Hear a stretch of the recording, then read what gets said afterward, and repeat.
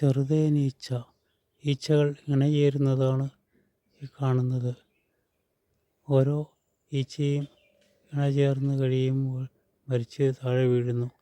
വീണ്ടും അടുത്ത ഈച്ച. അങ്ങനെ റാണി ഈച്ചയുടെ ആ ബീജശേഖരം നിറഞ്ഞു കഴിയുമ്പോൾ റാണി ഈച്ച കൂട്ടിലേക്ക് മടങ്ങുന്നു. അതാണ് ഇപ്പോൾ കാണുന്നത്. ഇത് നമുക്കറിയില്ല, എല്ലാവരും ഇളയിരിപ്പ് എന്ന് പറയുന്നു. ഈച്ചകൾ, വലിയ തേനീച്ചകൾ കൂട്ടമായിട്ട് ഓരോ ദിക്കുകളിലേക്ക് പറക്കുകയാണ് ചെയ്യുന്നത്. ഇത് ഇങ്ങനെ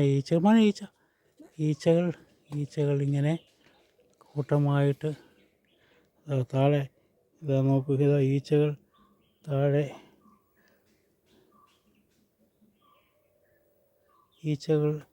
താഴെ ചത്തു കിടക്കുന്നു.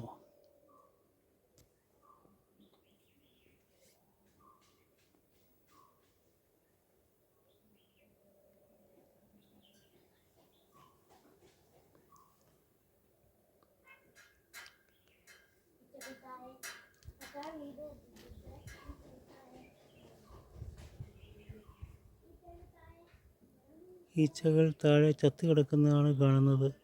ഓരോന്നും ഇണചേർന്ന് കഴിയുമ്പോൾ മരിച്ചു വീഴുന്നു. ഈ കിടക്കുന്നതൊക്കെ ഈച്ചകളാണ്. അതങ്ങനെ മരിച്ചു വീണുകൊണ്ടേയിരിക്കും. വീണ്ടും അടുത്ത ഈച്ചയായിട്ട് ഇണചേരും.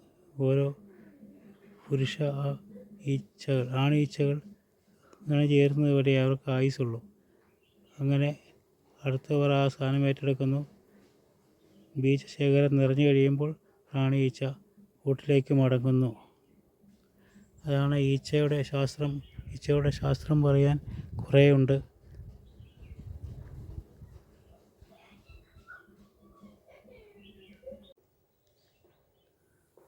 തേനീച്ചകൾ കൂട്ടമായി പറന്ന് അങ്ങനെ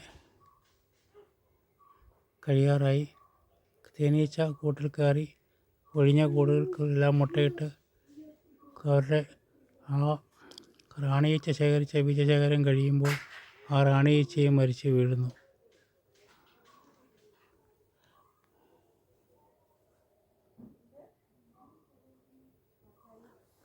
അങ്ങനെ ഈച്ചകൾ കൂട്ടിലേക്ക് തിരിച്ചു വരുന്നു.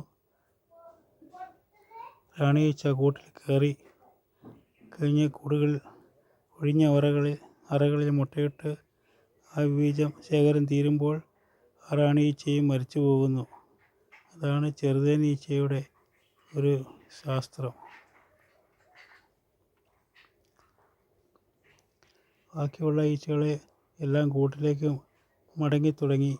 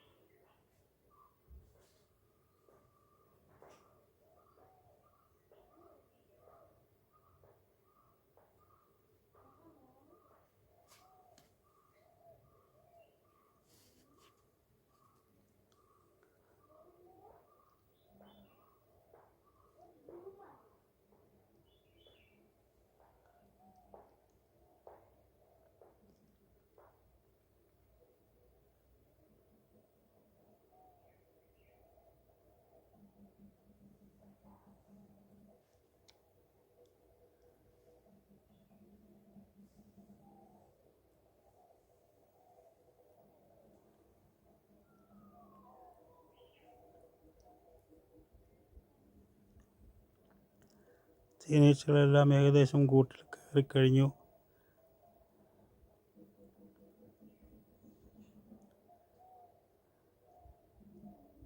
റാണിയീച്ച കൂട്ടിലേക്ക് കയറിക്കഴിഞ്ഞാൽ ആണീച്ചകൾ കൂട്ടിൽ കയറുകയുള്ളൂ. താഴെ കിടക്കുന്നതെല്ലാം മരിച്ചു കിടക്കുന്ന ആണീച്ചകളാണ്. ഓരോന്നും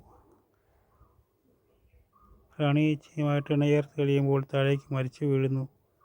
ആ ബീജശേഖരം നിറഞ്ഞ് കഴിഞ്ഞതിന് ശേഷം റാണിയീച്ച കൂടുകളിലേക്ക് തിരികെ പോകുന്നു. കൂട്ടിൽ വന്ന് ഒഴിഞ്ഞ കുറച്ച് ദിവസം കഴിഞ്ഞ് ഒഴിഞ്ഞ അറകളിൽ മുട്ടയിടുന്നു. മുട്ടയിട്ട് ആ ബീജശേഖരം തീർന്നു കഴിയുമ്പോൾ ആ റാണി ഈച്ചയും മരിച്ചു പോകുന്നു.